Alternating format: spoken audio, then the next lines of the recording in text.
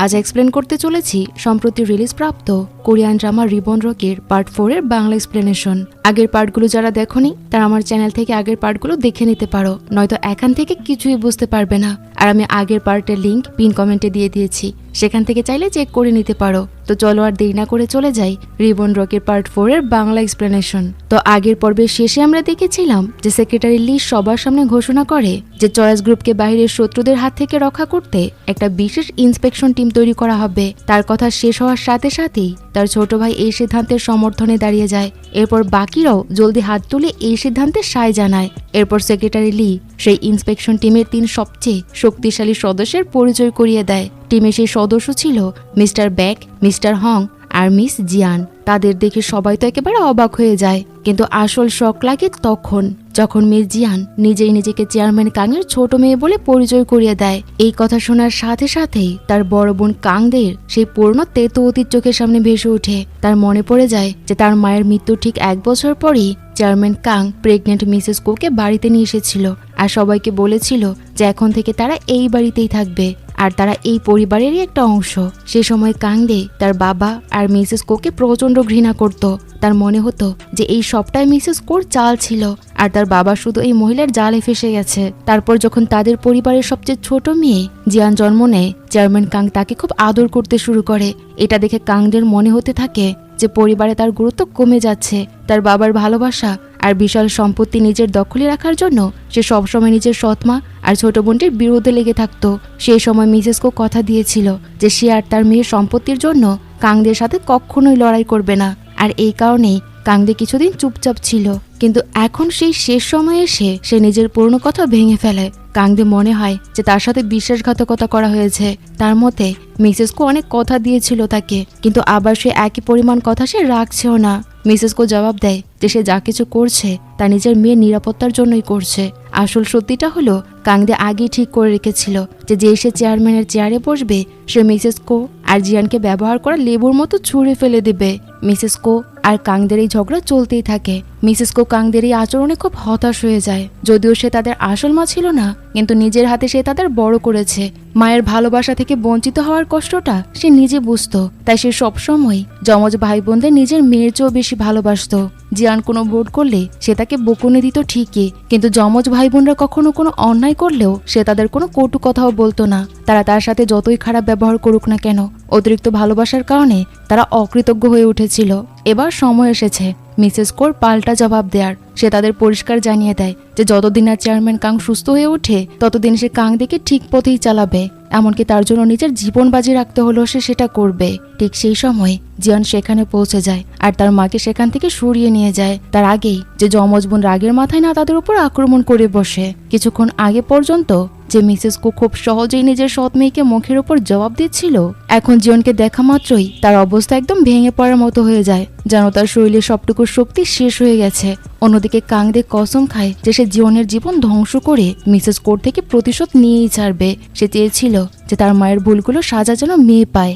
অন্যদিকে ব্যাগ যখন জানতে পারে যে হং চেয়ারম্যানের সবচেয়ে ছোট ছেলে নয়, তখন সে সাথে সাথে তার থেকে দূরত্ব তৈরি করতে থাকে, যেন কোনো পুরনো প্রেমিক সম্পর্ক শেষ হওয়ার সাথে সাথে মুখ ফিরিয়ে নিচ্ছে। এখন তার পুরো মনোযোগ ছিল জিয়নের উপর। এখন সে হংকে পুরোপুরি ইগনোর করতে শুরু করে। জিয়ন, যাকে আগে শুধু ব্যাকআপ অপশন হিসেবে দেখা হতো, এখন হঠাৎ করেই সে সবচেয়ে গুরুত্বপূর্ণ ব্যক্তি হয়ে ওঠে। কিন্তু সে এখন এই পরিবর্তনের সাথে নিজেকে মানিয়ে নিতে পারছিল না। ইন্সপেকশন টিমকে কাজ করার জন্য বেশ বড় একটা বিভাগ দেওয়া হয়, কিন্তু তাও তাদের সক্ষমতার তুলনায় সেটাকে ছোটই মনে হচ্ছিল। জিয়ন বলে যে সামনের প্রজেক্টে তাদের সবটুকু শক্তি দিয়ে কাজ করতে হবে। প্রথম লড়াইয়ের চয়েস গ্রুপের লোকজনের ভরসা জেতাটা তাদের জন্য খুব জরুরি ছিল। এই চ্যালেঞ্জটা 3 জনের জন্য সহজ হতে যাচ্ছিল। অন্যদিকে ব্যাগ এখনো হংয়ের উপর প্রচন্ড রেগেছিল। আগে তাকে বোকা বানানোর কারণে সে হংয়ের উপর এতটাই রেগেছিল তার মনে হতে থাকে সে যেন এখনই তার গলা টিপে দেবে। জিয়ন সাথে সাথে হংয়ের পক্ষ নেয়। সে সবার সামনে বলে যে হং যে মিথ্যেটা বলেছিল সেটা তার কথাতেই সে করেছে। সেই জিয়নই হংকে চেয়ারম্যান কাংয়ের ছোট ছেলে হওয়ার অভিনয় করতে বলেছিল, যাতে তাদের পক্ষটা আরো শক্তিশালী হয়ে ওঠে। অন্যদিকে কাংদেনের অফিসে ইয়ন তাকে মিষ্টি মিষ্টি কথা বলে বোঝানোর চেষ্টা করছিল। সে তাকে বলে যে কাংদে তার গলা টিপে তাকে হুমকি দিয়েছে, তাই বাধ্য হয়ে তাকে তাদের পক্ষ নিতে হয়েছিল, কারণ এই কাজটা করা ছাড়া তার আর কোনো উপায়ই ছিল না, নয়তো তার বোন তাকে মেরেই ফেলতো। কাংদেন তার স্ত্রীকে খুবই ভালোবাসতো। ইউনের চোখের পানি দেখা মাত্রই তার মনটা একেবারেই গলে যায়। তাকে শান্ত করার পর ইউন জলদি সেখান থেকে বেরিয়ে পড়ে। রাস্তায় হাঁটতে হাঁটতে সে বেখেয়ালভাবে তার বাবাকে ফোন করে পুরো রিপোর্টের খবর দিতে শুরু করে। কিন্তু সে জানতোই না যে অদূরে দাঁড়িয়ে কাংদেন তার কথাগুলো লুকিয়ে শুনছিল। এবার কাংদেনের মনে কিছুটা সন্দেহ জাগতে শুরু করে। তার মাথায় সেই দিনের কথা মনে পড়ে যায় যখন সে প্রথমবার ইউনকে চেয়ারম্যান কাংয়ের সাথে পরিচয় করিয়ে দিতে গিয়েছিল, যাতে কোম্পানিতে তার জন্য চাকরি চাইতে পারে। সেই সময় ইউন প্রথমে চাকরির জন্য কাজ ছিল আর অনেক অনুনয় বিনয় করছিল তার সাথে। কিন্তু যখন চেয়ারম্যান কাং তাকে এ বিষয়ে জিজ্ঞেস করে তখন সে সরাসরি না করে দিয়েছিল। সেই সময় কাংদেন ভালোবাসায় এতটাই অন্ধ ছিল যে ইউনের আসল চেহারা সে দেখতেই পায়নি। কিন্তু চেয়ারম্যান কাং তার চালাকি আগেই বুঝতে পারে। সে অনেকবার তার ছেলেকে সাবধান করেছিল যে চালাক স্ত্রী থেকে সাবধানে থাকো, নয়তো সে তোমাকে ধ্বংস করে দেবে। কিন্তু কাংদেন কখনোই তার কথা শোনেনি। দুপুরের দিকে কাংদে হাসপাতালে চেয়ারম্যান কাংয়ের সাথে দেখা করতে যায়। যখন তার স্বামী ঘরে ঢোকে আর হঠাৎ কাংদেকে সেখানে দেখে অবাক হয়ে যায়, তখন এক মুহূর্তের জন্য তার মুখে অপরাধবোধ পরিষ্কার ফুটে ওঠে। কিন্তু কাংদের তীক্ষ্ণ নজর থেকে সেটা আর বাঁচে না। সে সাথে সাথে তার স্বামীকে জিজ্ঞেস করে যে সে কি তার থেকে লুকিয়ে কোনো ভুল কাজ করছে। তার স্বামী নিজেকে সামলে নেয় আর একদম স্বাভাবিক দেখানোর চেষ্টা করতে থাকে। সে বলে যে সে সবসময় তার স্ত্রীকে শর্তহীনভাবে ভালোবেসে গেছে আর তাকে সবসময় সব কাজে সাপোর্টও করেছে। এমনকি পুরো দুনিয়া তার বিরুদ্ধে চলে গেল সে কখনো তার সঙ্গ ছাড়বে না। কাংদে তার মিষ্টি কথায় বিশ্বাস করে নেয়, কিন্তু ভেতরে ভেতরে তার স্বামী এই ভেবে অস্থির ছিল যে কাংদে দিনরাত শুধু কাজের পেছনেই পড়ে আছে আর তার স্বামী আর সন্তানকে সে অবহেলা করছে। সে মনে মনে প্রতিজ্ঞা করে যে চেয়ারম্যানের পদের দৌড় থেকে সে তার স্ত্রীকে বের করেই ছাড়বে আর সে সবকিছু আগের মতো করে ফেলবে। অন্যদিকে ইন্সপেকশন টিমের 3 জন সদস্য তাদের কলিগদের উপর নজর রাখার জন্য ডেস্কের নিচে লুকিয়ে পড়ে। কিন্তু সেখানে তারা যা শোনে তার জন্য তারা মোটেও প্রস্তুত ছিল না। সবাই তাদের 3 জনকে নিয়ে জঘন্যভাবে গসিপ করতে থাকে। পরে তারা জানতে পারে যে অফিস থেকে শুরু করে ক্যাফেটেরিয়ান পর্যন্ত সবাই তাদের থেকে দূরত্ব বজায় রাখছে। বিষয়টা আরো বড় আকার নেয় যখন জিওনের অতীতের কিছু গোপন কথা সবার সামনে চলে আসে। সবাই জেনে যায় যে সে আগে পার্টি কুইন হিসেবে পরিচিত ছিল। এখন কোম্পানির প্রতিটি কোণে লোকজন ছোট ছোট গ্রুপ বানিয়ে তার বদনাম করতে শুরু করে। কেউ বলছিল যে চেয়ারম্যান কাংয়ের মেয়ে হওয়ার সে যোগ্যতাই রাখে না। কিছু লোক তো তার মাকে মিস্ট্রেস বলে অপমান করছিল আর বলছিল যে এই কারণেই জিয়ান এত জেদি আর বিদ্রোহী হয়েছে, কারণ তার মাও সেম ক্যারেক্টারেরই। কিন্তু জিয়ন এই গুজবগুলোতে তেমন কোনো রিয়েকশন দেখায় না। যখন সে আমেরিকায় পড়াশোনা করছিল তখন তাকে অনেকবার স্কুল বুলিংয়ের শিকার হতে হয়েছে। মানসিক চাপ থেকে শুরু করে শারীরিক কষ্ট সে সবকিছুই সহ্য করেছে। তখনকার জিয়ন এত শক্তিশালী ছিল না যে সে পাল্টা জবাব দিতে পারত। কেউ তাকে জ্বালালে সে দৌড়ে তার মায়ের কাছে গিয়ে কাঁদতো আর সব সত্যি কথা বলতো। সেই সময় চেয়ারম্যান কাংয়ের মনে হতো যে তার মেয়ে খুবই দুর্বল। সে সবসময় বলতো যে অন্যের উপর ভরসা না করে তাকে নিজের রক্ষা নিজেকেই করতে হবে। তার কথাগুলো হয়তো কঠোর লাগতো তার কাছে, কিন্তু সত্যিকার অর্থে সে ছিল সবচেয়ে স্নেহশীল বাবা। জীবনের সবসময় মনে হতো সে হাল ছাড়েনি বলেই তাকে জ্বালাতন করা ছেলেগুলো বিরক্ত হয়ে তাকে ছেড়ে দিয়েছিল। কিন্তু সে কোনোদিন জানতেও পারেনি যে চেয়ারম্যান কাং নিজে আমেরিকা গিয়েছিল আর সেই ছেলেগুলোকে সোজা হুমকি দিয়ে এসেছিল। চেয়ারম্যান কাং তো এখানে পর্যন্ত বলেছিল যে যদি কেউ তার প্রিয় মেয়ের গায়ে হাতও দেয় তবে পুরো পরিবারকে চড়া মূল্য দিতে হবে। কিন্তু হং এই কথাটা জীবনকে কখনো বলেনি। চেয়ারম্যান কাং সবসময় এমন একজন বাবা হয়েই থাকতে চেয়েছিল যে নীরবে তার মেয়েকে সব থেকে বেশি ভালোবেসে যাবে। যদিও সে তার যমজ ছেলে মেয়েকেও ভালোবাসত, কিন্তু তাদের ব্যবহার তাকে ভেতর থেকে ধ্বংস করে দেয়। অন্যদিকে জীবনের ভুল ধারণা হয় যে হং তার জন্য কিছু ফিল করছে। তার এমনকি এও মনে হতে থাকে যে যখন অন্য এক লোককে দেখে সে হাসছিল তখন হং জেলাস ফিল করছিল। অথচ সত্যিটা ছিল হংয়ের মনে শুধু একজন বাবার মতো স্নেহ হয়েছিল। কিন্তু জীবন যত বেশি তার কাছে আসতে থাকে ততই সে হংয়ের প্রেমে পড়তে শুরু করে। তাছাড়া সাধারণত মেয়েরা সেই ছেলেকে সব থেকে বেশি পছন্দ করে যার মধ্যে তারা নিজের বাবার মতো গুণগুলো দেখতে পায়। পরের সিনে ইউনকে দেখানো হয় সে সরাসরি ইন্সপেকশন টিমের 3 জনের কাছে গিয়ে তাদের নিয়ে মজা করা শুরু করে। এমনকি তার ডিরেক্টর বনফেও এগিয়ে আসে আর জীবনের সাথে হাতাহাতি করার চেষ্টা করে। ইউন তার পোষা শিকারী কুকুরকে সামলাতে পারছিল না, উল্টো তার এই বদমেজাজিকে সে প্রশ্রয় দিতে থাকে। এরপর সে হংকে বলে যে সে জানে যে সে আর জন একসাথে ও লেওয়া আইল্যান্ডে গিয়েছিল। শুধু তাই নয়, সে তাদের নিয়ে গুজব ছড়িয়ে দিয়েছে যে তারা নাকি প্রেম করছে। ঠিক সেই সময় সেক্রেটারি লি হংকে খবর দেয় যে লিথিয়াম আকরিকের দাম নিয়ে কারসাজি শুরু হয়ে গেছে। এখন লিথিয়ামের দাম আকাশ ছোঁয়া। তাই তাহা গ্রুপ আর কাংদে উভয় সাপ্লাই খোঁজার জন্য মরিয়া হয়ে ছুটেছে। তারা জিওনের মালিকানাধীন স্মাইল ইনভেস্টমেন্ট নামে পেপার কোম্পানিরও তদন্ত করছে। কিন্তু উল্লেওয়ান প্রধানমন্ত্রী তার কথা রেখেছে আর সব তথ্য সুরক্ষিত রেখেছে। তাহা গ্রুপ আর কাংদে দুজনেই জলদি জলদি তাদের লোকজনকে উল্লেওয়ার পাঠিয়ে দিয়েছে। কেউই চায় না যে তাদের চোখের সামনে অন্য কেউ এই ডিলটা ছিনিয়ে নিক। এদিকে কাংদেন ইয়নকে ফোন করে জিজ্ঞেস করে যে সে এখন কোথায় আছে।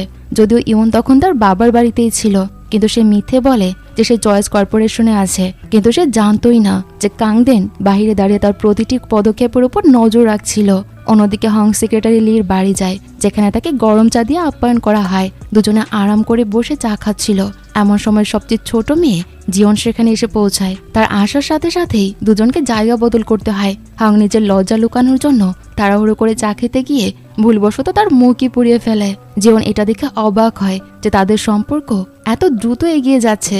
সন্ধ্যায় ডিনার টেবিলে মিসেস কো তার আধিপত্য দেখাতে শুরু করে। সে যমজ পরিবারগুলোর তৈরি করা মেনুটা ছিঁড়ে ফেলে দেয়। তারপর পরিষ্কার করে বলে দেয় যে আজ থেকে এই বাড়িতে সেটাই হবে যেটা সে নিজে ঠিক করবে। যার কোনো সমস্যা আছে বা পছন্দ না হয় সে চুপচাপ বাড়ি থেকে যেন চলে যায়। তখন সৎ ছেলে মেয়েরা তাকে এমনভাবে ঘিরে ধরে যেন সে তাদের শত্রু, আর যে কোনো মুহূর্তে ঝাঁপিয়ে পড়বে। নিজের স্ত্রীর উপর ভরসা আরো মজবুত করার জন্য জামাই সবার আগে বিরোধিতার জন্য দাঁড়িয়ে পড়ে। কিন্তু আসল ঘটনা হলো চেয়ারম্যান কাংয়ের চিকিৎসার জন্য সবচেয়ে ভালো ডাক্তারের ব্যবস্থা হং আগেই করে রেখেছিল। এই মুহূর্তে জামাই আর মিসেস কো শুধু একটা নাটক করছিল যাতে যমজ ভাই বোনের মনোযোগ তাদের দিকে টেনে রাখা যায়। কাংদের পরিবার ঘোষণা করে যে আজ থেকে তারা আলাদা খাবে, আর এটি বলে সবাই সেখান থেকে চলে যায়। এই নাটক শেষ হওয়ার পর কাংদেনের পরিবারও সেখান থেকে বেরিয়ে যেতে শুরু করে। তখনই মিসেস কো ইয়নকে মনে করিয়ে দেয় যে এখন সে কাং পরিবারের বউ, তাই তার উচিত নিজের স্বামীর পরিবারকে প্রাধান্য দেয়া। সবসময় বাপের বাড়ির জন্য জিনিসপত্র নিয়ে সাহায্য করাটা ঠিক নয়। এর মধ্যে ইয়ন তার ফোনটা ডাইনিং টেবিলে ফেলে যায়। তখন কাংদেন ফোনটা হাতে তুলে নেয়। তার মনে সন্দেহের যে বীজ আগেই পড়ছিল তা এখন ধীরে ধীরে বড় হতে শুরু করে। সে ফোন খোলার জন্য অনেকগুলো পাসওয়ার্ড ট্রাই করে, কিন্তু কোনোটি সঠিক ছিল না। কিছুক্ষণ পর ইয়ন ফোন খুঁজতে খুঁজতে সেখানে আসে। তখন কাংদেন তাকে অনুনয় করে বলে যে তার বাপের বাড়ির চেয়েও যেন সে তার পরিবার আর সন্তানকে বেশি গুরুত্ব দেয়। রাতে ইয়ন বলে যে তার চিন্তা করার কিছুই নেই, সে তার পরিবারের জন্য পুরো নিষ্ঠার সাথে বাঁচবে। যদিও সে এটা পরিষ্কার করে বলেনি যে সে কোন পরিবারের কথা বলছে। অন্যদিকে দেখা যায় রাতে ইন্সপেকশন টিমের 3 সদস্য খাওয়ার জন্য এক রেস্টুরেন্টে গিয়ে পৌঁছায়। বেগ সমানে হংয়ের পরিবারের স্বাদের মজা উড়াতে থাকে। তার বক্তব্য যে হংয়ের নাকি বড়দের মতো নোনতা খাবার পছন্দ। ঠিক তখনই সেক্রেটারি লিও সেখানে এসে পড়ে। এখন 4 জন মিলে আরামে বসে ভালো মন্দ খাওয়ার কথা ছিল। এর মধ্যে জিয়ন একটু অন্যদিকে চলে যায়। সে বারবার প্র্যাকটিস করছিল যে হংকে গিফটটা কিভাবে দেবে সে।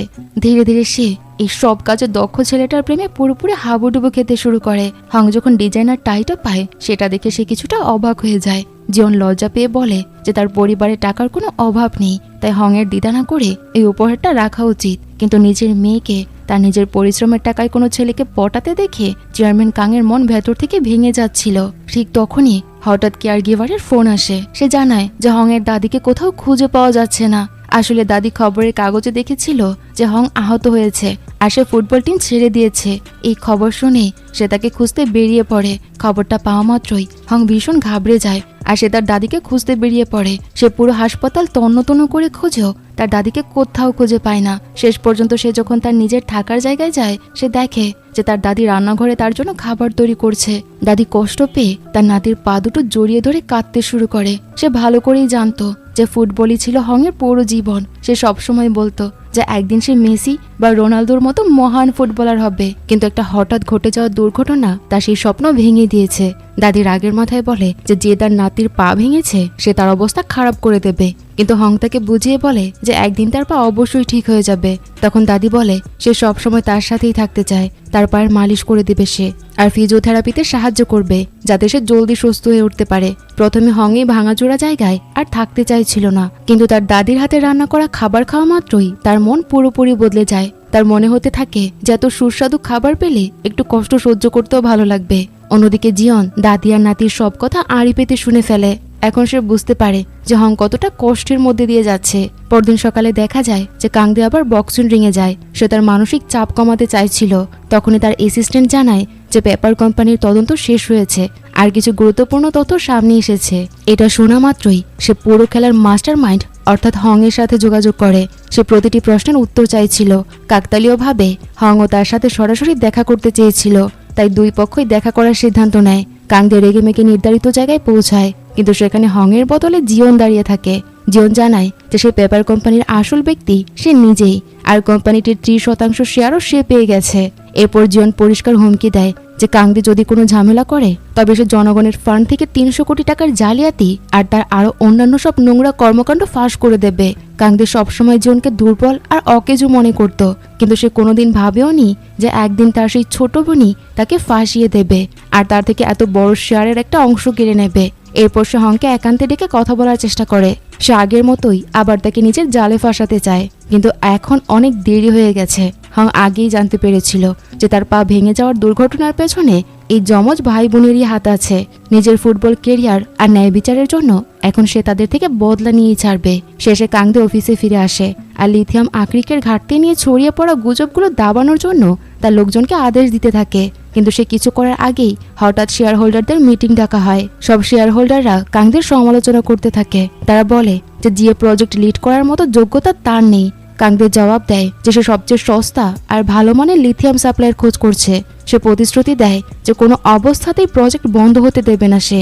ঠিক তখনই জিয়ন উঠে দাঁড়িয়ে যায় আর বলে যে সে স্মাইল কোম্পানির সাথে কথা চূড়ান্ত করে ফেলেছে, এখন শুধু কাংদের অনুমোদনের অপেক্ষায় আছে। তাহলে লিথিয়াম আকরিক কেনার চুক্তিটি সই হয়ে যাবে। জিয়নের পেশাদার আর বিনয়ী আচরণ শেয়ার হোল্ডারদের খুব পছন্দ হয়। অন্যদিকে কাংদের বিপদ বাড়তে শুরু করে। জিয়নের গ্রুপের বড় বড় শর্ত মেনে নেওয়া ছাড়া তার কাছে আর কোনো রাস্তাই খোলা ছিল না, কারণ যদি লিথিয়াম সাপ্লাই বন্ধ হয়ে যায় আর জিএ প্রজেক্ট আটকে যায় তবে তার সম্মান আর নাম দুটোই ধুলোয় মিশে যাবে। এরপরে জিয়ন বাড়ি ফিরে তার দুই সঙ্গীকে খুশির খবরটি জানায়। তিনজনই এই কথা শুনে খুবই খুশি হয়। এভাবে তারা 400 বিলিয়ন আর কোম্পানির 4% শেয়ারের অতিরিক্ত সুবিধা পেয়ে যায়। হং তার প্রথম জয় ভীষণ খুশি ছিল। খুশিতে সে জিয়নকে আলতো করে জড়িয়ে ধরে আর এতে জিয়ন পুরোপুরি চুপ আর একদম অবাক হয়ে যায়। অন্যদিকে চয়েস গ্রুপে সবকিছু শান্ত হওয়ার পর অবশেষে তেহা গ্রুপও সব খবর পেয়ে যায়। চেয়ারম্যান না জানতে পারে যে জিয়ন আসলে চেয়ারম্যান কাংয়ের ছোট মেয়ে। কথাটা তাকে বেশ অবাক করে দেয়। চেয়ারম্যান কাংয়ের অ্যাক্সিডেন্টের পর প্রথমবার সে এমন একজন প্রতিপক্ষ পেয়েছে যে তার সমকক্ষ। সন্ধ্যায় কাংদে একা বসে ভাবছিল আজকের হার তার মনে গভীর দাগ কেটে গেছে। তার মনে হংয়ের হুমকির কথা ভেসে ওঠে। সে বলেছিল যে যমজ ভাই বোনদের তাদের কর্মের ফল ভুগতেই হবে। সে চেয়ারম্যানের চেয়ারের সামনে গিয়ে দাঁড়ায়। চেয়ারটি তার চোখের সামনে ছিল, কিন্তু সেটি পাওয়ার স্বপ্ন এখনো তার থেকে অনেক দূরে মনে হচ্ছিল। সে কসম খায় যে সে যে কোনো মূল্যে চয়েস গ্রুপ কর্পোরেশন দখল করেই নেবে। ঠিক তখনই চেয়ারম্যান নায়ের ফোন আসে। সে বলে যে জরুরি কথা আছে। দুজন একটি চমৎকার রেস্টুরেন্টে দেখা করে। একটি প্রাইভেট রুমে বসে তারা দরাদরি শুরু করে দেয়। চেয়ারম্যান না বলে যদি কাংদে রাজি হয় যে ইউন কাংদেনের জায়গায় কমার্শিয়াল ডিরেক্টর হবে তবে সে জীবনের সমস্যাটা সামলে নেবে, কিন্তু কাংদের চাহিদা ছিল আরো বড়। সে বলে যে চেয়ারম্যান না যদি তাকে সাহায্য করে তবে সে তার ভাই আর তার বাবা দুজনকে রাস্তা থেকে সরাতে পারবে। তবে সে আরামে চেয়ারম্যানের চেয়ারে বসতে পারবে। পাশের রুমে বসে থাকা কাংদেন এই পুরো কথোপকথন শুনে ফেলে। এই কথা শুনে সে তো প্রচন্ড আঘাত পায়। আগেই তার স্ত্রী, শ্বশুর আর তার বড় বোন তাকে ধোকা দিয়ে বাইরে বের করে দিয়েছিল। তার মানসিক অবস্থা এমনিতেই খারাপ ছিল। এমনিতেও তার বুদ্ধি খুব একটা বেশি ছিল না, আর এখনকার পরিস্থিতি তাকে আরো বেশি জটিলতায় ফেলে দেয়। সে ড্রাইভারের ছদ্মবেশ নেয়। সে কাংদেনকে গাড়িতে বসে দ্রুত গতিতে রাস্তার দিকে বেরিয়ে পড়ে। পুরো রাস্তা জুড়ে দুজনের মধ্যে ঝগড়া চলে, কিন্তু কেউ অন্যের কথা মানতে রাজি ছিল না।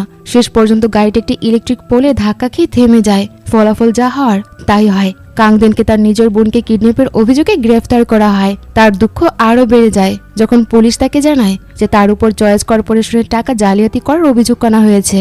যদিও সে সহজ সরল আর খুব কম বুদ্ধি সম্পন্ন ছিল, কিন্তু এবার সে পরিষ্কার বুঝতে পারে যে তাকে ফাঁসানো হয়েছে। কাংদেন রাগের মাথায় তার বোনের দিকে তেড়ে যেতে চায়, কিন্তু পুলিশ তাকে আটকে দেয়। অন্যদিকে কাংদে অসহায় সাজার নাটক করতে থাকে। তার ভাইয়ের উগ্র আচরণ দেখে তার প্রতি মানুষের যেটুকু সমবেদনা ছিল তাও শেষ হয়ে যায়। তারপর কাংদে তার কাছে আসে। উপর থেকে দেখে মনে হতে থাকে যে সে তার ভাইকে জড়িয়ে ধরতে এসেছে, কিন্তু আসল ব্যাপার তো ছিল অন্যটা। সে তার ক্ষতস্থানে লবণ ছিটিয়ে দেওয়ার সুযোগ খুঁজছিল। সত্যিটা হলো কাংদে অনেক আগে থেকেই তার ভাইয়ের প্রতিটি নড়াচড়ার উপর নজর রাখছিল। সে অনেক আগে থেকেই পুরো ফাঁদ পেতে রেখেছিল যাতে তাকে ফাঁসাতে পারে। এখন দোষ কার? ভাইয়ের যে তো সহজ আর বোকা ছিল, নাকি বোনের যে এত বেশি নিষ্ঠুর? এখন যমজ ভাইয়ের উপর সাক্ষী গুম করা, অপহরণ আর হত্যার ষড়যন্ত্রের অভিযোগ উঠেছে। এত বড় শাস্তির মুখোমুখি হতে হবে জেনে তার পুরো পৃথিবীটাই যেন ওলটপালট হয়ে যায়। সেই সত্য মানতেই রাজি ছিল না, কিন্তু সে যত বেশি প্রতিবাদ করছিল মামলা ততই বেশি ঝামেলা পাকিয়ে ফেলছিল, আর তার উপর অভিযোগ আরো গুরুতর হয়ে উঠছিল। অন্যদিকে কাংদে একদম শান্ত ছিল। পরিস্থিতি যেমনই হোক সে নিজের মাথা ঠান্ডা রাখছিল।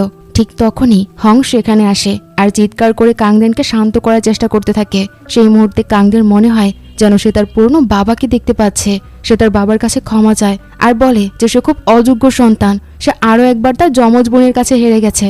সন্তানদের এভাবে একে অপরের সাথে লড়াই করতে দেখে হং পুরোপুরি অবাক হয়ে যায়। হঠাৎ সে তার মাথা চেপে ধরে। সে ফিল করে যে হাসপাতালে শুয়ে থাকা তার আসল শরীরটা বোধহয় এখন সুস্থ হওয়ার দিকে এগোচ্ছে। অন্যদিকে চালাক কাংদে জিজ্ঞাসাবাদের ঘরে অসহায় হওয়ার নাটক চালিয়ে যায়। সে বলে যে যখন সে জানতে পারে যে তার যমজ ভাই সরকারি টাকা আত্মসাৎ করছে, তখন সে তাকে আটকানোর অনেক চেষ্টা করেছিল, কিন্তু সে সেটা করতে পারেনি, কারণ তার ভাই তার কোনো কথাই শুনছিল না।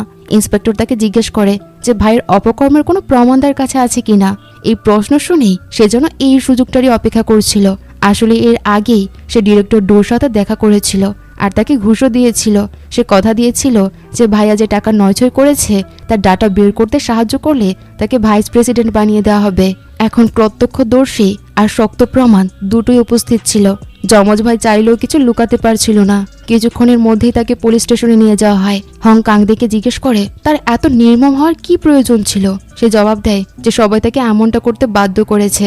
কাংদেনের গ্রেফতারের পর তার পুরো ট্রেডিং কোম্পানি তার সাথে ধ্বংস হয়ে যায়। পুলিশ সব প্রয়োজনীয় কাগজপত্র নিয়ে যায়। শুধু তাই নয়, যেহেতু অভিযুক্তের স্ত্রীকেও জিজ্ঞাসাবাদের জন্য ডাকা হয়েছিল, তাই হংয়ের হৃদস্পন্দন বেড়ে যায় আর মাথায় প্রচন্ড ব্যথা হতে শুরু করে। অন্যদিকে হাসপাতালের সিসিটিভি ফুটেজে দেখা যায় যে চেয়ারম্যান কাংয়ের শরীর নড়াচড়া করছে। মিসেস কো হাসপাতালেই থেকে তার স্বামীর দেখাশোনা করছিল। যখন থেকে সে জানতে পারে যে সে সৎ ছেলে তার স্বামীর ক্ষতি করতে চায়, তখন থেকে সে চেয়ারম্যান কাংয়ের উপর থেকে চোখই সরায়নি। কাংদের হাজব্যান্ড মিসেস কোকে জানায় যে চেয়ারম্যান কাংয়ের শারীরিক অবস্থা এখন আগে থেকে অনেকটা ভালো। খুব জলদি তার জ্ঞান ফেরার সম্ভাবনা আছে। কিছুক্ষণ পর কাংদে হাসপাতালে পৌঁছায়। তার স্বামী নিজেকে অসহায় বোধ করছিল, কারণ তার স্ত্রী প্রয়োজনের চেয়ে বেশি নাটক করছিল। সে কারো কথাই শুনছিল না, কিন্তু স্বামীর এতটুকু সাহসও ছিল না যে তার বিরোধিতা করবে সে। তাই সে চুপচাপ তার সব কথা সহ্য করেছিল। তারপর কাংদে তার স্বামীকে বলে যে তার ছেলেকে নিয়ে এখনই আমেরিকার উদ্দেশ্যে রওনা হওয়া উচিত আর সেখানে গিয়ে লুকিয়ে থাকা উচিত। এরপর সে তার স্বামীকে চেয়ারম্যান কাংয়ের দেখাশোনা থেকেও সরিয়ে দেয়। এখন মনে হচ্ছিল যে বছরের পর বছর ধরে যে স্বামীর সাথে সে একই বাড়িতে আর একই বিছানায় শেয়ার করেছে, তাকেও সে আর বিশ্বাস করতে পারছিল না। সেই সময় চেয়ারম্যান না রাগের মাথায় ফোন করে তাকে খুব বকাঝকা করে, কারণ কাংদে তার মেয়েকেও জেল খাটানোয় জড়িয়ে ফেলেছে। কিন্তু কাংদে তার রাগের কোনো পরোয়াই করে না। আসলে সে আগেও চেয়ারম্যান নায়ের সাথে কাজ করতে মানা করে দিয়েছিল। তার দৃঢ় বিশ্বাস ছিল যে সে নিজের যোগ্যতায় পুরো দুনিয়া মোকাবেলা করতে পারবে আর কারোর সাহায্যের তার প্রয়োজনই নেই। মিসেস কো দেখে যে তার সৎ মেয়ে এখন হাতের বাইরে চলে যাচ্ছে, তাই সে তার জামাইকে আদেশ দেয় যেন চেয়ারম্যান কাংয়ের জ্ঞান ফেরানোর ব্যবস্থা দ্রুত করা হয়। সন্ধ্যায় পার্কিং লটে সেক্রেটারি লি ডিরেক্টর ডুকে হাতে নাতে ধরে ফেলে। আপাতত কোম্পানির অস্থায়ী কমান্ড তার হাতেই ছিল আর তার এমন প্রভাব ছিল যে অন্য লোকটা ভয় কাঁপতে শুরু করে। সেক্রেটারি লি ডিরেক্টর ডুর ওপর চাপ সৃষ্টি করে যেন সে যমজ বোনের কেমিক্যাল কোম্পানির কেলেঙ্কারির সব নথিপত্র তাকে উদ্ধার করে দেয়। কিন্তু এর জন্য তাদের সেই ফাইলগুলো দরকার ছিল যা চেয়ারম্যান কাংয়ের কাছে ছিল। কাজটা খুব একটা কঠিন ছিল না। হংকে শুধু একটা ফোন করা হয় আর প্রয়োজনীয় সব কাগজপত্র পাওয়া যায়। সেক্রেটারি লির তত্ত্বাবধানে ডিরেক্টর ডু চুপচাপ ডাটা রিকভারি শুরু করে, কিন্তু তখনই নতুন লাগানো সিকিউরিটি কোড বাধা হয়ে দাঁড়ায় আর রিকভারি আটকে যায়। ঠিক সেই মুহূর্তেই কাংদের লোকজন সেখানে পৌঁছে যায় আর দুজনকে হাতে নাতে ধরে ফেলে। নিজের যান বাঁচাতে ডিরেক্টর ডু সাথে সাথে পক্ষ পাল্টে ফেলে আর সে সব দোষ সেক্রেটারি লির উপর চাপিয়ে দেয়। সে বলে যে সে কোম্পানির দখল করার জন্য ভুয়া প্রমাণ বানাচ্ছিল। এরপর তদন্ত শেষ না হওয়া পর্যন্ত সেক্রেটারি লিকে হেফাজতে নেওয়া হয়। পরদিন সকালে কাংদের শেয়ার হোল্ডারদের মিটিং ডাকে আর সবার সামনে সেক্রেটারি লির তথাকথিত অপরাধগুলো ফাঁস করে দেয়। তারপর সে কোম্পানির আবার নতুন করে দাঁড় করানোর এক নতুন প্ল্যান তুলে ধরে। তার মতে ট্রেডিং কোম্পানির 20% কর্মীকে ছাঁটাই করা উচিত। সে বলে যে চয়েস গ্রুপ যদি একটা বিশাল গাছ হয়, তবে ট্রেডিং কোম্পানি হলো তার একটা পচা অংশ আর তার যমজ ভাই আর তার বিশ্বস্ত লোকজনও সেই গাছের পোকা, যারা গাছটিকে ভেতর থেকে করে করে ধ্বংস করে দিচ্ছে। তাই সে প্রস্তাব দেয় যে কাংদেন আর তার সমস্ত বিশ্বস্ত লোককে চাকরি থেকে বের করে দেওয়া উচিত। এরপর হংয়ের ইন্সপেকশন টিমকে ট্রেডিং কোম্পানির পুরো দায়িত্ব দিয়ে সেটিকে নতুন করে সাজানো উচিত। এই দায়িত্বের কথা শুনে তিন ইন্সপেক্টর একেবারেই প্রস্তুত ছিল না, কিন্তু সেক্রেটারি লি কাংদের কবলে বন্দী ছিল। তারা যদি মানা করত তবে সে সাথে সাথে পুলিশে তদন্ত শুরু করে দিত। শেষ পর্যন্ত হংকে এই প্রায় অসম্ভব মিশনটি মেনে নিতে হয়। এখন প্রশ্ন ছিল এই তিনজনকে সেই ট্রেডিং কোম্পানিকে বাঁচাতে পারবে যা ভেতর থেকে পুরোপুরি পচে গেছে। কিছুক্ষণ পর কাংদে নিজের সেক্রেটারি লির জেল সেলে গিয়ে পৌঁছায়। সে পরিষ্কার তাকে জানিয়ে দেয় যে তার চেয়ারম্যান হওয়ার পথে যেই আসবে সে তাকেই শেষ করে দেবে। অন্যদিকে চেয়ারম্যান না তার মেয়ের চিন্তায় অস্থির হয়ে উঠেছিল। সে সাথে সাথে কাংদিকে ফোন করে তার সাথে সমঝোতা করার চেষ্টা করে, কিন্তু কাংদে তাকে উল্টো বাধ্য করে যে সে যেন তার পরিবারের কোম্পানির বিষয়ে নাক গলানোর জন্য তার কাছে ক্ষমা চায়। তার প্রিয় মেয়ের জন্য চেয়ারম্যান নাকি নিজের অহংকার বিসর্জন দিয়ে তার কাছে ক্ষমা চাইতে হয়। কিন্তু কাংদে এখানেই থামে না। সে দাবি করে যে চেয়ারম্যান না যেন চয়েস গ্রুপের সব শেয়ার ফেরত দিয়ে দেয় যেগুলো সে তার সরল জামাইকে ঠকিয়ে নিজের কাছে জমা করেছিল। সে আরো হুমকি দেয় যে যদি সে তার শেয়ার ফেরত না দেয় তবে তার এই অভিযান তার তাহা কোম্পানি পর্যন্ত পৌঁছে যাবে। অন্যদিকে ইন্সপেকশন টিমের বাকিরা হংয়ের উপর খুব রেগেছিল, কারণ সে ট্রেডিং কোম্পানি সামলানোর সিদ্ধান্ত মেনে নিয়েছে, কিন্তু তাদের কাছে আর কোনো রাস্তাও ছিল না। সেক্রেটারি লিকে তারা এই অবস্থায় ফেলে যেতে পারতো না। কোম্পানির বাকি লোকজনও তাদের থেকে দূরত্ব বজায় রাখছিল, কারণ তাদের ভয় ছিল যে তারাও যেন কোনো না কোনো ভাবে এই মামলায় ফেসে না যায়। লড়াই শুরু করার আগে বাঘ নিজের মাথা ঠান্ডা করার জন্য একটা ঘন্টা বাজায়।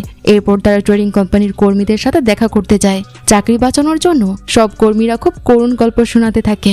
একজন বলছিল যে তার স্ত্রী সবেমাত্র বাচ্চা প্রসব করেছে আর তার পুরো পরিবারের খরচ এখন তার উপরেই। অন্য একটি মেয়ে কাঁদতে কাঁদতে বলে যে তার বয়ফ্রেন্ড তাকে ধোকা দিয়েছে আর তার এই চাকরিটা এখন তার খুবই প্রয়োজন, যাতে সে সফল হয়ে তাকে দেখাতে পারে যে সে তাকে ছাড়াও এগিয়ে যেতে পারে। শেষ ঘটনা ছিল সেই লোকের যে হুমকি দিয়েছিল যে চাকরি থেকে তাকে বের করে দিলে সে বিল্ডিং থেকে ঝাঁপ দিয়ে আত্মহত্যা করবে। এটা দেখে ব্যাগ খুব বিপদে পড়ে যায়। সে বুঝতে পারছিল না যে সে কাকে চাকরি দেবে আর সে কাকে চাকরি থেকে বের করে দেবে। সে মনে মনে ভাবছিল যে কোনো চ্যারিটি সংস্থা যদি এসব দেখতো আর এই অসহায়দের সাহায্য করত। ঠিক তখনই হং বলে যে বেছে নেওয়ার কাজ বাচ্চাদের। যেহেতু সে একজন একঘেয়ে বড় লোক, তাই সে সিদ্ধান্ত নেয় যে সবাইকে একসাথে বের করে দেওয়া হবে। এসব দেখে জিওনার চুপ করে বসে থাকতে পারে না। সে কাংদের সাথে কথা বলতে আবার যায় তার কাছে, কিন্তু সেখানে তাকে অপমান করা হয়। কাংদে তাকে বলে যে যদি তার কোনো যোগ্যতা নাই থাকে তবে তার উচিত চয়েস কর্পোরেশন ছেড়ে দেয়া আর অন্যের ঘাড়ে বোঝা হয়ে বেঁচে থাকা বন্ধ করা। তর্কে হেরে গিয়ে জিওন রেগে হংয়ের কাছে ফিরে আসে। এরপর দুজনের মধ্যে তুমুল ঝগড়া শুরু হয়। জিওনের সেই কর্মীদের জন্য খুব মায়া লাগছিল যাদের চাকরি চলে যাচ্ছে, কিন্তু হংয়ের দাবি ছিল যে তার কাছে অন্য কোনো রাস্তা নেই। জিওন তাকে পরামর্শ দেয় যে কোম্পানি নিজের 30% শেয়ার বিক্রি করে তারা কাংদেনের ট্রেডিং কোম্পানি লোকসান পূরণ করতে পারে। কিন্তু হং বলে যে এদের সমস্যার সাময়িক সমাধান হতে পারে, যদি গোড়া থেকে সমস্যা শেষ না করা হয় তবে এটা অসুখের মতো বারবার ফিরে আসবে আর বারবার তাদেরকে জ্বালাতন করতে থাকবে। দুজনের মত কোনোভাবেই মিলছিল না আর তারা রাগ করে আলাদা হয়ে যায়। হংয়েরও খারাপ লাগছিল, কারণ একটি মেয়ে তাকে সবার সামনে বকা দিয়েছে। সে ভাবতে থাকে যে চেয়ারম্যান কাং গত জন্মে এমন কি পাপ করেছিল যে তার কপালে এমন একটা সন্তান জুটেছে। এরই মাঝে হং জানতে পারে যে শুধু ছাঁটাই করা কর্মীরাই নয়, বরং আরো অনেক দক্ষ কর্মী নিজে থেকে চাকরিটা ছেড়ে দিচ্ছে। তার সন্দেহ হয় যে এটা কি যমজ বোন কাংদের কোনো চাল। সে হয়তো সবার চোখের সামনে থেকেই কোম্পানিটির প্রতিভাবান কর্মীদের সরিয়ে দিচ্ছে। সন্ধ্যায় বেক আর জিওন বারবিকিউ খেতে যায়। সেখানে তারা দুজন মিলে হংয়ের প্রচুর বদনাম করতে থাকে। দেখে মনে হচ্ছিল যে তারা মাংস নয় বরং হংকেই চিবিয়ে খাচ্ছে। অন্যদিকে চেয়ারম্যান না চয়েস গ্রুপ থেকে নেওয়া সব সুযোগ সুবিধা ফেরত দিয়ে দেয়, যার ফলে তার মেয়ে মুক্তি পেয়ে যায়। তারপর কাংদে বাবার মেয়ের সাথে দেখা করতে যায়। জিওন নিজের চোখে দেখে যে কাংদে নিজেই ইয়নকে বাড়ি পৌঁছে দিতে গিয়েছে। আগে এরা দুজন সবসময় একে অপরের শত্রু হিসেবে দাঁড়িয়ে থাকতো, কিন্তু জানি না কেন এখন তারা সমঝোতা করে নিয়েছে আর একসাথে হাত মিলিয়েছে। পরদিন সকালে ব্যাগ জিওনকে নিয়ে হংয়ের বাড়িতে পৌঁছায়। ব্যাগ সত্যি সম্পর্কের জট খুলতে ওস্তাদ। যে সম্পর্ক ভেঙে যাচ্ছে সে সেই সম্পর্কও জোড়া দিতে পারে। তারা যখন জানতে পারে যে হংয়ের দাদি রান্না করছে, আর তখনই তারা দুজন নিলজ্জের মতো বিনামূল্যে খাবার খাওয়ার জন্য সেখানেই বসে পড়ে। টেবিলে এত সুস্বাদু খাবার সাজানো ছিল যে তিনজনেরই জিভে জল চলে আসে। এটা দেখে হংয়ের সন্দেহ হতে থাকে যে তার দাদিকে শুধু স্মৃতিশক্তি হারানোর নাটকটা শুধু তাকে বিরক্ত করার জন্যই করছিল, নাকি সত্যি সত্যি সে ডিমেনশিয়া রোগে ভুগছে। জিওন যখন দেখে যে হং তার দাদির সাথে ঠিকমতো কথা বলছে না, এটা দেখে সে প্রচন্ড রেগে যায় আর রেগে তাকে ঘুষি মারে। এটা দেখে দাদি খুব কষ্ট পায় যে তার আদরের নাতি একটা মেয়ের সামনে একদম চুপসে আছে। তারপর জিওন তার দাদিকে একটা স্মার্ট ওয়াচ উপহার দেয় যাতে সে সহজে তার নাতির সাথে যোগাযোগ রাখতে পারে। বয়স্ক মানুষের আনন্দ খুব সহজ হয়। নাতি নাতনিরা তাদের ভালোবাসলেই তারা অনেক খুশি হয়ে যায়। তিনজন যখন কোম্পানিতে পৌঁছায়, লি ম্যানেজার তাদের উপর রেগে ফেটে পড়ে। সে সেই কর্মীদের মধ্যে একজন ছিল যারা নিজে থেকে চাকরি ছেড়ে দিচ্ছিল। আসলে কাংদে গোপনে কারসাজি করে তাদের চাকরি ছাড়ার সময় সেভারেন্স পের পরিমাণ খুব কমিয়ে দিয়েছিল। লি কোম্পানির জন্য 30 বছর পরিশ্রম করেছে, কিন্তু এর বদলে সে যা পেয়েছে তা এতই সামান্য যে তার মনে হতে থাকে যে তার পরিশ্রমের কোনো মূল্যই নেই। এখন তার চয়েস গ্রুপ থেকে পুরো ভরসায় উঠে গেছে। সে বলে যে চেয়ারম্যান কাং চলে যাওয়ার পর কোম্পানিটি পুরোপুরি দুর্বল আর অসহায় হয়ে পড়েছে। কিন্তু হং তো হার মানার পাত্র ছিল না। তার মনে হতে থাকে যে তাকে অবশ্যই কিছু একটা করতে হবে। এরপর ইন্সপেক্টরদের এই দলটি তথ্য সংগ্রহের কাজে লেগে পড়ে। তারা কর্মীদের আড্ডায় মিশে যেতে থাকে আর সব খবর জোগাড় করতে শুরু করে। তারা যখন জানতে পারে যে নিজে থেকে চাকরি ছেড়ে দেওয়া কর্মীরা কোম্পানির পেছনের কফি শপে দেখা করতে যাচ্ছে, তখন বেগ গোয়েন্দা সেজে সেখানে পৌঁছায় আর প্রমাণ জোগাড় করতে থাকে। এরপর তারা ক্লিনার আন্টির সাহায্য নেয় আর পেপার শেডার থেকে বেরোনো আবর্জনা সংগ্রহ করতে থাকে। 3 জন সারা রাত ওভারটাইম করে সূত্র খুঁজতে থাকে। তখন তারা জানতে পারে যে চাকরি ছেড়ে দেওয়া কর্মীরা কোনো সাধারণ মানুষ ছিল না। তারা সবাই খুব দক্ষ লোক ছিল যারা বহু বছর ধরে হাইড্রোজেন প্রজেক্টের সাথে যুক্ত ছিল। এখন কাংদে সেই প্রজেক্টটি তেহা কর্পোরেশনের কাছে বিক্রি করতে চায়, তাই সে সেই পুরনো আর অভিজ্ঞ কর্মীদেরও সেখানেই ট্রান্সফার করে দিয়েছে। হং বলে যে তাদের সেই কর্মীদের আটকাতেই হবে, কিন্তু তারা যখন হাইড্রোজেন রুমে পৌঁছায় সেখানে আগে থেকে কেউ ছিল না। অন্যদিকে কাংদে আগে হাইড্রোজেন প্রজেক্টে তেহা কর্পোরেশনের নামে ট্রান্সফার করার চুক্তিতে সই করে ফেলেছে। চেয়ারম্যান না তাকে কথা দিয়েছিল যে প্রজেক্টের লাভের একটা বড় অংশ সে পাবে, কিন্তু চেয়ারম্যান না তার থেকে খুব চালাক ছিল আর খুব ডেঞ্জারাস মানুষও ছিল। সে তার উদ্দেশ্য পূরণ করার জন্য কাংদেকে ব্যবহার করছে ঠিকই, কিন্তু সুযোগ পাওয়া মাত্রই তাকে ধোঁকা দেওয়ার প্রস্তুতি নিয়ে রেখেছিল। অন্যদিকে হং কাংদের সাথে দেখা করতে যায়। সে জিজ্ঞেস করে সে ট্রেডিং কোম্পানি নতুন করে সাজানোর নাটক করে সবার নজর ঘুরিয়ে দিয়েছে, আর তারপর সুযোগ বুঝে হাইড্রোজেন প্রজেক্ট তেহা কর্পোরেশনের কাছে বিক্রি করে দিয়েছে কেন। কাংদে বলে যে সে এসব করেছে চেয়ারম্যান কাংয়ের থেকে বদলা নেওয়ার জন্য। সে সবসময় চেয়ারম্যান কাংকে ঘৃণা করত, কারণ তার মনে হতো যে সে সবসময় তার যমজ ভাইয়ের পক্ষ নিয়েছে আর তাকে বারবার ঠকিয়ে এসেছে। হাইড্রোজেন প্রজেক্টের উপর সবচেয়ে প্রথমে তার নজর ছিল, কিন্তু চেয়ারম্যান কাং তার ক্ষমতা ব্যবহার করে সেই প্রজেক্টটি তার ভাইকে দিয়ে দিয়েছে। এখন সে শুধু এই জিনিসটাই ফেরত নিচ্ছে যা তার থেকে কেড়ে নেওয়া হয়েছিল, আর এই জিনিসটা শুধু তারই ছিল। হং তখন নিজেকে দোষ দিতে থাকে। তার মনে হতে থাকে যে তার কারণেই চয়েস কর্পোরেশন আজই কঠিন পরিস্থিতির মুখে পড়েছে। ঠিক তখনই জিওন খবর দেয় যে সে সেই জায়গাটি খুঁজে পেয়েছে যেখানে সেক্রেটারি লিকে আটকে রাখা হয়েছিল। জানা যায় যে দুজন ক্লিনার ভুলবশত সেই জায়গাটি খুঁজে পেয়েছে। জিওন আর বেক ক্লিনারের ছদ্মবেশ নেয়। জিওনের কাজ ছিল গার্ডের নজর ঘুরানো, আর বেকের কাজ ছিল সেক্রেটারি লিকে বের করে আনা। তারা দুজন এত দারুণভাবে কাজটা করে যে গার্ড সামলানোর কোনো সুযোগই পায় না। হং সেখানে পৌঁছে দেখে যে 3 জনই নিরাপদে বেরিয়ে এসেছে। নিজের পূর্ণ বন্ধুকে দেখে হংয়ের বুকটা যেন আনন্দে ভরে যাচ্ছিল। বেশ কয়েকদিনের বন্দি দশা সেক্রেটারি লিকে বেশ ক্লান্ত আর দুর্বল করে দেয়, কিন্তু সেক্রেটারি লি তাকে আশ্বস্ত করে আর বলে যে সে এখন একদম ঠিক আছে। সে হেসে বলে যে জিওন আর বেক যেভাবে তাকে বাঁচিয়েছে তা কোনো রোমাঞ্চকর মিশনের চেয়ে কম নয়। এরপর হং বলে যে ট্রেডিং কোম্পানিকে বাঁচানোর একটা উপায় সে খুঁজে পেয়েছে। তার প্ল্যান ছিল সব দোষ চেয়ারম্যান কাংয়ের উপর চাপিয়ে দেয়া আর কোম্পানির 30% শেয়ার ব্যবহার করে কাংদেনের কারণে হওয়া ক্ষতিপূরণ করা। কিন্তু সেক্রেটারি লি, জিওন আর বেক এই 3 জনই এই কথার বিরোধিতা করে। তাদের মতে সমস্যার সমাধান করতে চেয়ারম্যান কাংয়ের দুর্নাম করাটা খুব বড় একটা ভুল হবে। জিওন তো এই কথাটা কিছুতেই রাজি ছিল না। সেজন্য কিছুই সহ্য করতে পারছিল না যে কেউ তার বাবার সম্মানকে এভাবে ধুলোয় মেশাবে। তখনই হং প্রথমবারের মতো বুঝতে পারে যে জিওন তার বাবাকে আসলে কতটা ভালোবাসে। হয়তো সে ঠিক চেয়ারম্যান কাংয়ের মতোই ছিল। বাবার মেয়ে দুজনেই এমন মানুষ যারা অন্তর থেকে কাউকে ভালোবাসলেও সেটা ভেতরে আগলে রাখে, কিন্তু প্রকাশ করার মতো সেই সাহসটা তাদের নেই। তাদের ইমোশন তারা নিজেদের ভেতরে লুকিয়ে রাখে। খুব ভালোবাসতো, কিন্তু সেটা বিপরীত মানুষটিকে বোঝাতে পারতো না। সন্ধ্যায় জিওন সব কথা মিসেস কোকে জানায়। যেখানে বাকিরা হংয়ের প্ল্যানের বিরুদ্ধে ছিল, সেখানে মিসেস কোর কাছে তার প্ল্যানটি বেশ সঠিক মনে হয়। শেষ পর্যন্ত সেই মানুষ যে চেয়ারম্যান কাংকে সব থেকে বেশি ভালোবাসতো। কর্পোরেশনকে বাঁচানোর জন্য চেয়ারম্যান কাং নিজের আত্মত্যাগ করতেও প্রস্তুত ছিল। তখনই কাংদে সেখানে পৌঁছায়। তার মুখ দেখে বোঝা যাচ্ছিল যে সে খুব রেগে আছে। সে ভালো করেই জানতো যে সেক্রেটারি লিকে বাঁচানোর পেছনে আর কেউ নয় বরং জিওনে ছিল। কাংদে সবাইকে হুমকি দেয় যে সে তাদের এত সহজে ছাড়বে না। পরদিন সে খুব খুশির সাথে শেয়ার হোল্ডারদের মিটিং শুরু করে আর ঘোষণা করে যে এখন থেকে ইউন ট্রেডিং ডিরেক্টরের জায়গা সামলাবে। ঠিক তখনই তার যমজ ভাই কাংদেন ফিরে আসে। এবার সে আগের চেয়ে অনেক বেশি শক্তিশালী আর কনফিডেন্স ছিল। তার পেছনে জিয়ন আর হংও সেখানে পৌঁছায়। তারপর মিটিং এর স্ক্রিনে সেক্রেটারি লির প্রেস কনফারেন্স দেখানো হয়। সেখানে সে সবার সামনে জানায় যে ট্রেডিং কোম্পানির পাবলিক ফান্ড আত্মসাৎকারী ছিল চেয়ারম্যান কাং নিজেই। সিন এখান থেকে ফ্ল্যাশব্যাকে চলে যায় আর দেখা যায় যে জিয়ন তার যমজ ভাই কাংদেনের সাথে দেখা করতে ডিটেনশন সেন্টারে গিয়েছিল।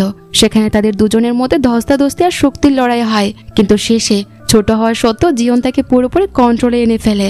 এরপর কাংদেন কথা দেয় যে এখন সে তার কথাই মানবে আর তার সাথে মিলে কাজ করবে। সিন এখান থেকে প্রেজেন্টে ফিরে আসে। চেয়ারম্যান কাং সব দোষ নিজের কাঁধে নিয়ে নিয়েছিল আর এই কারণেই কাংদেন জামিন পায় আর সে চয়েস কর্পোরেশনে এমনভাবে ফিরে আসে যেন তাদের মধ্যে কোনো দূরত্বই ছিল না। অন্যদিকে যমজ বোন কাংদের জন্য এটি ছিল এক বড় ধাক্কা। সে ভেতরে ভেতরে রাগ আর তিক্ততায় ফেটে পড়ছিল। সেই রাতে জিয়ন, ব্যাগ আর হং ড্রিঙ্ক করতে বাইরে যায়। জিয়ন এখনো হং এর উপর খুব রেগেছিল। হং তার কাছে ক্ষমাও চায়, কিন্তু সে কিছুতেই তাকে মাফ করছিল না। অন্যদিকে বেকে বোরিং কাপলের সম্পর্কের উন্নতি ঘটানোর চেষ্টা করতে থাকে, কিন্তু ঠিক সেই সময় কাংদে হাসপাতালে পৌঁছায় আর চেয়ারম্যান কাংকে বিষ খাইয়ে দেয়। এত বড় অপরাধ করার পরেও সে একদম শান্ত ছিল আর আরাম করে সেখান থেকে বেরিয়ে যেতে যেতে একটা ঝিমুনিও নিয়ে নেয়। অন্যদিকে হং এর দাদির মনে হয় যেন তার নাতি শেষবারের মতো তার সাথে দেখা করতে এসেছে। হাসপাতালে ডাক্তাররা চেয়ারম্যান কাং এর অবস্থা বুঝতে পেরে দ্রুত চিকিৎসা শুরু করে দেয়, কিন্তু ততক্ষণে অনেক দেরি হয়ে গেছে। এই খবর শোনা মাত্রই কাংদেন দৌড়ে সেখানে যায়। সে কাংদের গলা চেপে ধরে আর চিৎকার করে জিজ্ঞেস করে যে কিভাবে সে তার নিজের বাবাকে মেরে ফেলার সিদ্ধান্ত নিতে পারে। এর পরপরই মিডিয়ায় এই দুঃখজনক খবর ছড়িয়ে পড়ে যে চয়েস গ্রুপ কর্পোরেশনের চেয়ারম্যান কাং আর বেঁচে নেই। তার মৃত্যু পরিবার, বন্ধু আর তাকে চেনা জানা সবার জন্য এক অপূরণীয় ক্ষতি হয়ে দাঁড়ায়। আর এই সিনের মধ্য দিয়ে ড্রামার এই পার্টটি এখানেই শেষ হয়। তো এর পরবর্তী পার্টগুলো দেখার জন্য অবশ্যই আমার চ্যানেলে নজর রেখো। যদি ভিডিওটি ভালো লাগে তাহলে প্লিজ ভিডিওটিতে লাইক করে দিও।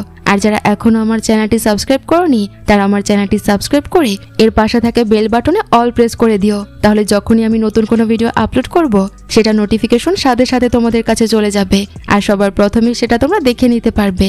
দেখা হচ্ছে পরবর্তী কোনো ভিডিওতে। সেই পর্যন্ত সবাই ভালো থেকো আর সুস্থ থেকো।